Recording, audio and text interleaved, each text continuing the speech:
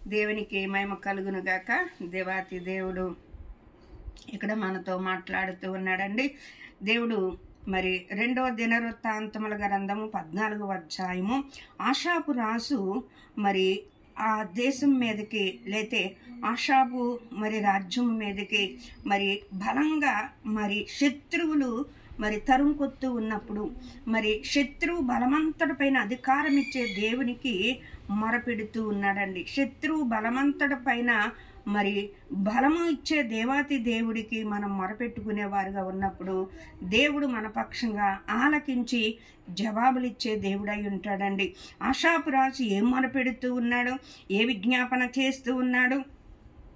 ఇక్కడ ఆషాపు రాజు తన దేవుడు అయిన యెహోవాకు మొరపెట్టుచు విస్తారమైన సైన్యంలో ఓడిపోకుండానట్లుగా బలము లేని వారికి సహాయము చేయుటకు నీకన్నా ఎవరున్నారయ్యా?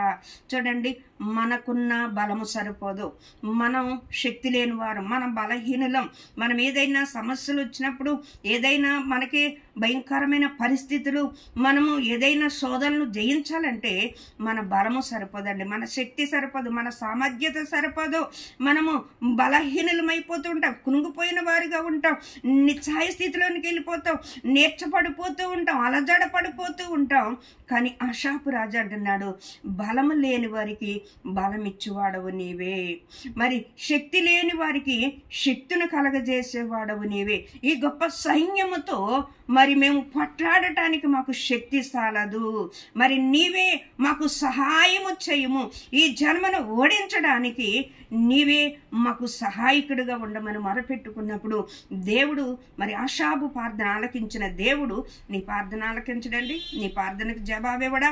దేవుడు నిజముగా మొరపెట్టి వారికి ఆయన సమీపంగా ఉంటానని సెలవిచ్చిన దేవుడు వారి కోరికలను తీర్చి వారి నడవవలసిన మార్గమును వాళ్ళకి నడిపించే దేవుడై ఉన్నాడండి. ఆషాపు చేసిన ప్రార్థన ఆలకించిన దేవుడు ఈ దినాన నీ ప్రార్థన కూడా ఆలకించడానికి దేవాతి దేవుడు చెవియొగ్గి ఉన్నాడు. మొరపెడుతూ ఉన్నావా? కష్టంలో బాధలో మొరపెడుతూ ఉన్నావా? శ్రమలో మొరపెడుతూ ఉన్నావా?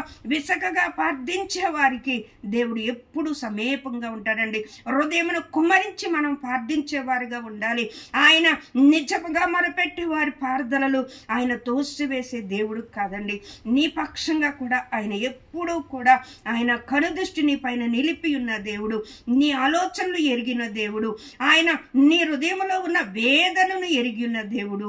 దేవునికి నువ్వు మొరపెట్టినట్లయితే దేవుడు నీ పక్షంగా ఆయన ఏ పరిస్థితినైనా సరే నీ నుండి విడిపించి నిన్నున్నతమైన స్థితిలోనికి నడిపించగలిగిన దేవాతి దేవుడు నీ పక్షంగా ఉన్నవాడు.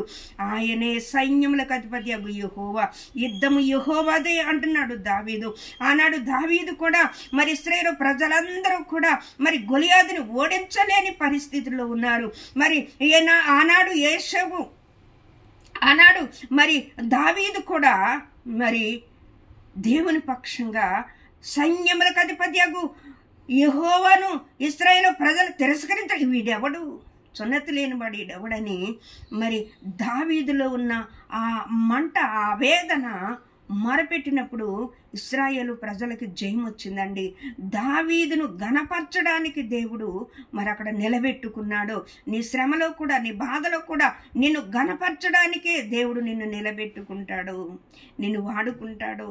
నిన్ను ఒక ఉన్నతమైన ఉద్దేశము కలిగిన దేవాతి దేవుడు ఆయన స్వరక్తం ఇచ్చి నిన్ను కొనుక్కున్నాడు, కనియున్నాడు. ఆషాపు చేసిన ప్రార్థన ఆలకించిన దేవుడు నీ ప్రార్థన కూడా ఆలకించడానికి, నీకు సహాయం చేయటానికి ఆయన విననల్లని ప్రజల వైపు దినమంతయు ఆయన చేతులు సాసే దేవుడు. దేవుడిని ప్రార్థన ఆలకిస్తే దేవుడైన నువ్వు విశ్వాసించినట్లయితే, నమ్మినట్లయితే, ఓపికతో నిరీక్షణ కలిగి ఎదురు చూసినట్లయితే విజయము నీదే, జయము నీదే. నీ తల పైకెత్తేవాడై ఉన్నాడు. అవమానమును, సిగ్గును తల వంచవద్దు. నీవు లజ్జపడనక్కర్లేదు.